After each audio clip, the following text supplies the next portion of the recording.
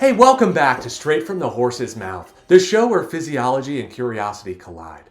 As we talk to real experts in the world of vertebrate physiology, the vertebrates themselves. If you enjoy this content, please don't forget to like, subscribe, leave us a 5-star review wherever you listen to your podcasts. We want to keep this podcast completely ad-free, so if you like what we're doing and you don't want these animal conversations interrupted by me reading an ad for plant-based protein powder, although our guest today might actually really like that, consider supporting us by joining our premium membership.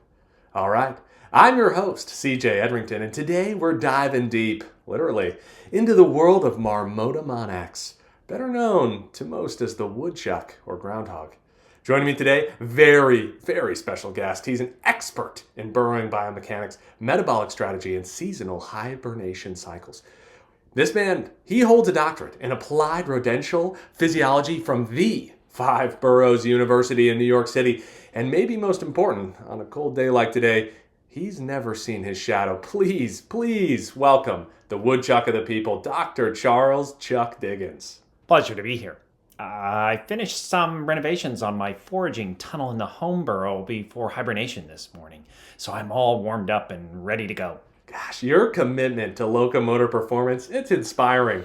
It's all in the forearms, baby, and the snacks. Well, mostly the snacks.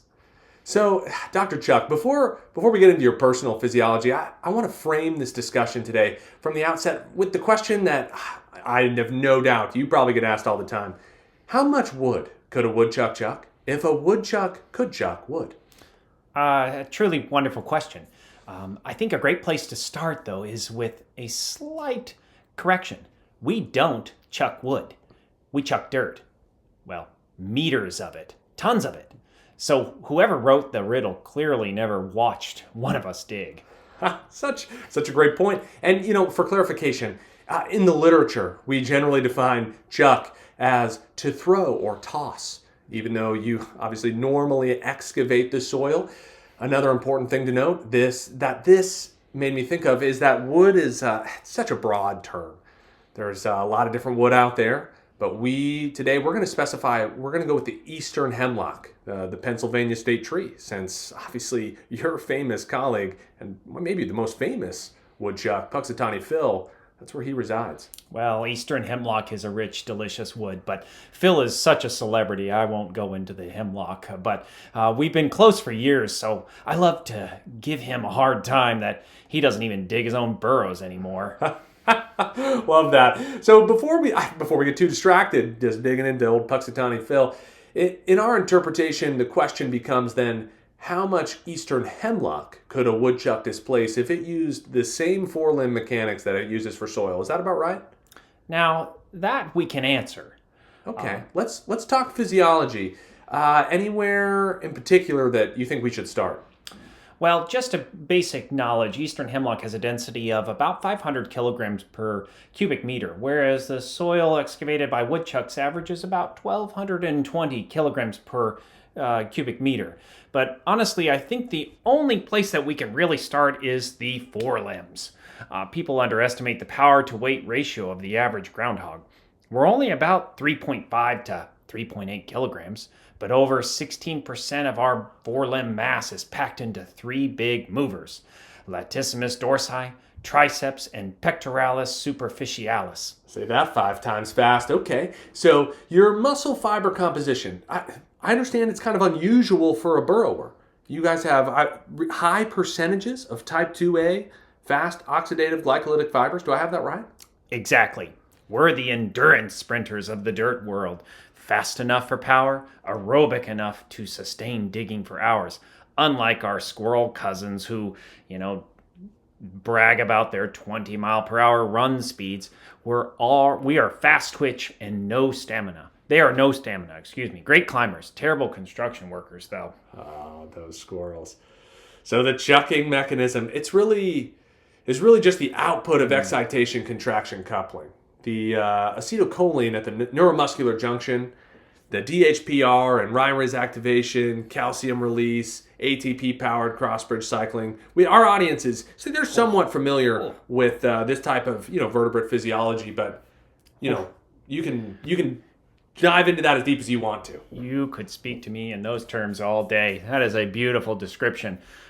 You almost make it sound glamorous. Our bodies are just incredible machines with 44 muscles and limbs that we contribute to the main power of our digging. Well, gosh, I don't know if I can get into all that. I'm getting excited and I'm trying to go to sleep here. Yeah, fair enough. It's almost hibernation time. But your physiology, it isn't just muscles. You guys also, your metabolism, this plays such a huge role in all the work that you guys are doing, especially if we're trying to figure out how much wood you're going to chuck. So you guys are bulk feeding herbivores who rely on just vegetation, even the dew for your hydration? Correct. And that fuel has to carry us through nonstop summer excavation work. We do a lot of work during the summer, chucking all that dirt around, building our burrows, but people forget the catch. We're true hibernators. Okay. Can you talk to me more about you guys as true hibernators? Bears get a lot of credit for being the hibernators, but can you talk to me about what you're saying by true hibernators? What do you mean by that? Normally, body temperatures for us are around 100 degrees, but once we start hibernating, our core temp can drop to 40 degrees Fahrenheit. 40! You humans couldn't handle that. 40 is insane. Our heart rate drops. We basically unplug ourselves for half the year. If you came into my burrow, you could pick up my arm and it would drop flat on the ground again. But unlike bears, we don't just wake up. It takes us a while to really come back. Kind of too, when it comes back to warmer weather. We need that acorn cup of coffee. Oh, I love that. Okay, so true hibernators, it takes you guys a little while to get going. You guys can't just pop right back up when it comes to February. So you're telling me, Puxatani, and you guys, when you guys are looking for shadows, it's been a long time coming. You guys are a little groggy at that point in that February. Yeah, none. It's an off season. Even the best athletes need their rest. I get that. Okay, no woodchucking then between October and February. That is, it's full rest. We're hibernating. Nada. Okay. All right. Let's dive into the math a little bit. So a typical woodchuck, you guys are burrowing. What average size? What is your average burrow that you guys are putting in? It's 1 cubic meter of soil. Excavated in about a day. Okay, about a day. All right, so for our purposes, I was able to look it up beforehand. So the soil density we're going to use is about 1,220 kilograms per cubic meter. Yes. So you're telling me, rough math, about 1,220 kilos of soil in a day. Yes. And okay, so and you said earlier, 500 kilograms per cubic meter for eastern hemlock density. Yes. So that mass corresponds to somewhere around 2.4 cubic meters of hemlock. Is that right? Correct. Man, you really have your numbers. Which, fun fact, is about 1 small eastern hemlock tree. So yes, in theory, a woodchuck could chuck a tree a day.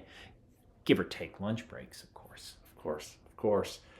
Okay, let's scale that power.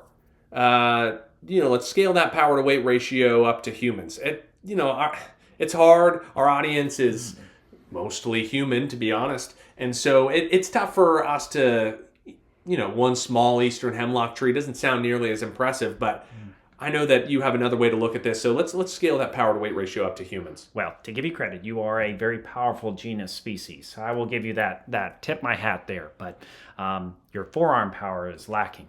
Well, let's look at this. Okay, dive into the numbers with me. At 3.7 kilograms of body weight, we chuck around 330 kilograms of material per kilogram of body weight.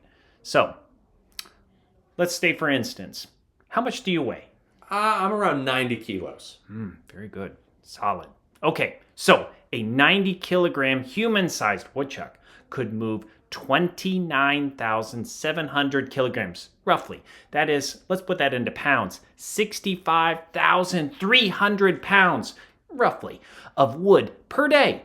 So humans like to think their big machines are impressive, but imagine a 200-pound woodchuck on a construction site. OSHA would not be ready for that. That's like 32 tons. That is an obscene amount of weight that you could move if you were, human size. That power to weight ratio is truly amazing. Yep, nobody truly is ready. Okay, so Dr. Chuck, after reviewing our muscle architecture, metabolism, hibernation physiology, burrowing energetics, and the density-based modeling, let's answer the classic question. Ah, that moment everybody's been waiting for. So, Doctor, how much wood could a woodchuck chuck if a woodchuck could chuck wood? Based on your rigorous analytics here that I have just so enjoyed digesting, a woodchuck could chuck about 2,600 pounds or 2.4 cubic meters of eastern hemlock per day. There it is, 2,600 pounds. A woodchuck could chuck if a woodchuck could chuck wood. Definitive, empirical. Gosh, honestly, throw that into a paper and peer review it, huh? And now, maybe people will stop asking me that at all the parties I go to. I doubt that. I doubt that heavily, to be honest with you. I wish our podcast here had a larger reach to really be able to answer these people's questions. But, we're going to start making a dent. Dreams. This is dreams. it. So before we wrap up, any advice that you have for maybe undergraduate vertebrate physiology students just kind of starting their journey? Oh, absolutely, absolutely. Number one, respect the small animals. We punch way above our weight class. Two, physiology is everywhere, even in riddles. Three, don't underestimate the power of type 2A fibers. Squirrels excluded. Four, and most importantly, remember that science is at its best when you stay curious, even about silly questions. Wow. Wise words from a wise woodchuck. Dr. Chuck, thank you so much for joining us today. What a pleasure. I mean, you really, you're a recurring guest now, just so you know that. So whenever we call, hopefully, it'll have to be the summer. But you're going to have to come back on. You're a recurring guest. Anytime, anytime. Now, if you'll excuse me, I have a date with a patch of soil that needs rearranging. Hey, thank you so much for listening to Straight from the Horse's Mouth. Tune in next time when we interview whoever's brave enough to follow a woodchuck with a PhD. Until then, stay curious, stay scientific, and remember, sometimes the smallest creatures can teach us the biggest lessons.